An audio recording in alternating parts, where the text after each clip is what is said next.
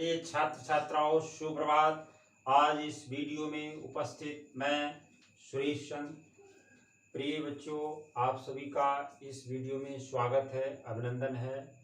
आज हमारी कक्षा 7 में जो हिंदी बसंत में पाठ 12 है, कंचा, ये कहानी है और इस कहानी को लिखने वाले हैं टी पद्मनाभन जी।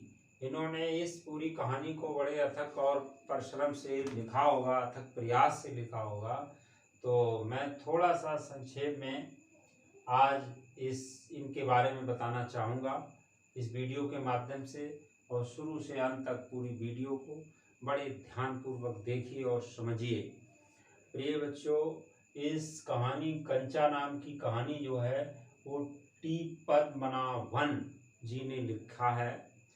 बच्चों, इस पाठ के लेखक टी पद्मनाभन जी हैं, जिनका पूरा नाम है थिनकर। जिनका पूरा नाम है टी से थिनकर और पद्मनाभन, यानी पूरा नाम इनका पद्मनाभन, थिनकर पद्मनाभन जी है। बच्चों, ये मलयालम भाषा के प्रमुख कहानीकार हैं। इनका जन्म जनवरी 1931 में हुआ था और इनकी शिक्षा जो थी वो मद्रास लॉ कॉलेज से पूर्ण हुई। बच्चों, इन्होंने 19 वर्ष की आयु से ही लेखन कार्य प्रारंभ कर दिया और 170 से अधिक कहानियों को लिख करके अपना हिंदी साहित्य के क्षेत्र में एक महत्वपूर्ण पहचान बनाई है। बच्चों, इनका जन्म जो था वो एक कन्नूर केरल में गरीब परिवार में हुआ था और इनकी मद्रास लॉ कॉलेज से शिक्षा पूर्ण हुई थी। इनकी प्रमुख रचनाएं गौरी, कदली, कुरिशिल इत्यादि से लगभग 170 से अधिक कहानियों को लिख करके इन्होंने प्रसिद्धि पाई है। अब मैंने थोड़ा लेखक के बारे में संक्षेप में बताना चाहा, बता दिया आपको। अब मैं इस पूरे पाठ का सारांश क्या है वो बताऊंगा। इस पूरे पाठ का सारांश क्या है वो देखिए बड़े ध्यानपूर्वक। प्रिय बच्चों, इस पाठ में बाल मनोवृत्ति और बाल सुलभ चेष्टाओं का रोचक वर्णन करते हुए बताया गया है कि बालक अप्पू कंचे ना मिलने तक कितना परेशान रहता है और कंचे मिलने पर कितना खुश हो जाता है। इस पाठ का जो केंद्र बिंदु है वो एक छोटा बालक अप्पू है, जिसे अन्य बच्चों की तरह कहानियाँ और खेल खिलौने पसंद है। एक बार वो पाठशाला जा रहा था। वो सियार और कौवे की कहानी के बारे में सोचता चला जा रहा था।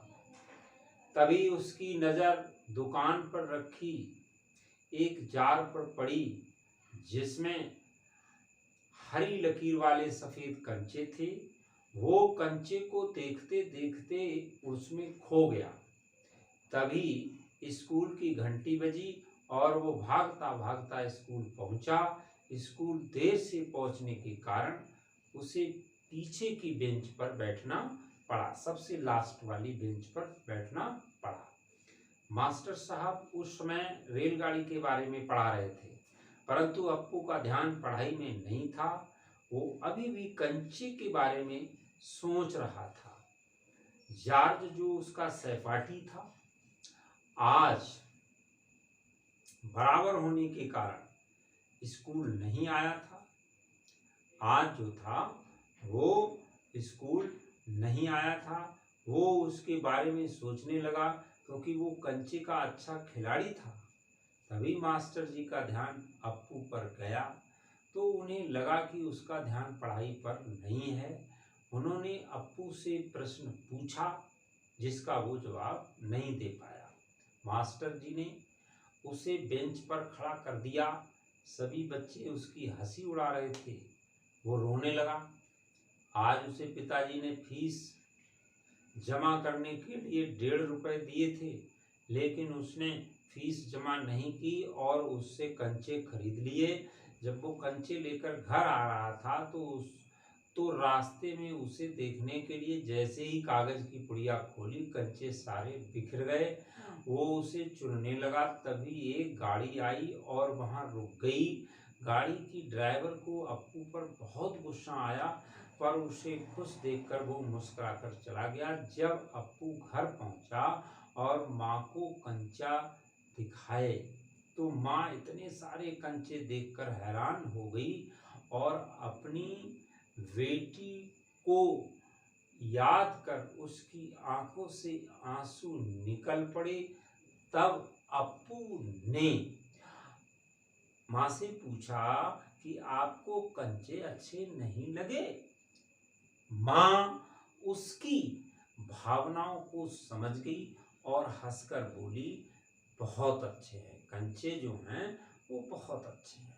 प्रिय बच्चों, अंत में कहना चाहूँगा, ये पाठ एक मनोभावों को दर्शाता है। ये पाठ एक मनोभावों को दर्शाता है। बच्चों को खेल खिलौने इतने पसंद होते हैं कि वे इसके सामने किसी भी चीज, पढ़ाई, खाना पीना आदि किसी का भी महत्व नहीं देते।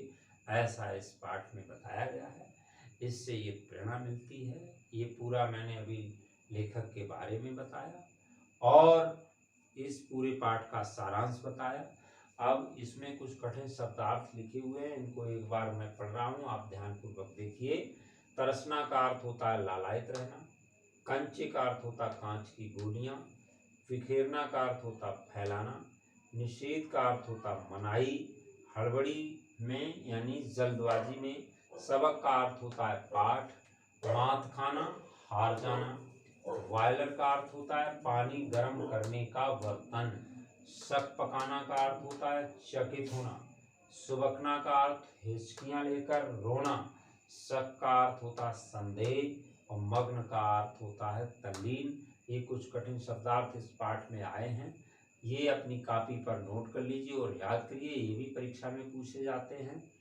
बच्चों, मैं समझता हूँ लेखक के बारे में संक्षेप में और पूरे पाठ के बारे में संक्षेप में मैंने बताया, आपकी समझ में आया होगा। अगर ध्यान से आपने देखा और समझा तो निश्चित समझ में आया होगा। फिर भी कहीं पे अगर कहीं भूल जाएं तो ये वीडियो आपके पास रहेगी, इसको बार बार देखिए। अंत में मैं बच्चों ये कहना चाहूँगा कि वीडियो आपको अच्छी लगी हो, पसंद आई हो तो लाइक और सब्सक्राइब अवश्य करें, ताकि हम जैसे ही नए चैप्टर की वीडियो अपलोड करें तो आप तक नोटिफिकेशन पहुँचे। बहुत बहुत धन्यवाद। फिर मिलते हैं अगली वीडियो में नए चैप्टर के साथ।